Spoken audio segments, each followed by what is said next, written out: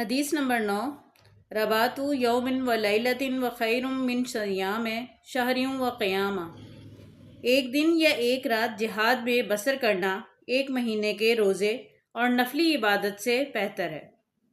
اس حدیث میں اسلامی ریاست کی سرحدوں کی حفاظت کرنے کی فضیلت و اہمیت بیان کی گئی ہے کہ مورچہ بند ہو کر ملکی سرحدوں کی حفاظت و نگرانی بھی جہاد میں شمار کیا گیا ہے، اور ان تمام کاموں کو جو لوگ اللہ تعالیٰ کی خوشنودی حاصل کرنے کے لیے سر انجام دیتے ہیں، ایسے مجاہدین اور اسلامی ممالک کے جانبازوں کے لیے بڑا اجر و ثواب ہے۔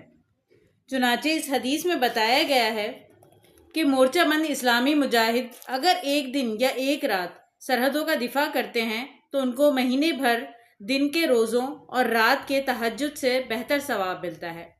لہٰذا ہمیں بھی چاہیے کہ ہم اعلیٰ کلمت اللہ کے لیے جہاد، وطن اور وطن کی سرحدوں کی حفاظت کے جذبے سے سرشار ہوں، تاکہ اسلام، ملک اور وطن پر کوئی میلی آنکھ سے نہ دیکھ سکے اور دین کا اعزاز بھی قائم رہے۔